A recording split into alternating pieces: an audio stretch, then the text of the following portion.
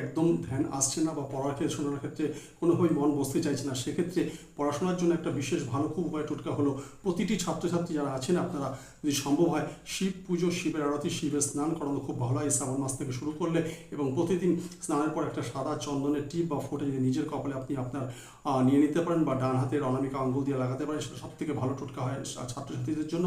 এবং সেই সাথে আমি বলবো এখানে সরস্বতী স্তোত্রম পাঠ যদি আপনারা প্রতিদিন করে থাকেন, সেটা প্রতিটি ছাত্রছাত্রীর জন্য সমস্তভাবে খুব উপকারী। মা সরস্বতীকে সাদা ফুল চন্দন সহকারে দেওয়া এর খুব ভালো উপকারী হয়ে থাকে।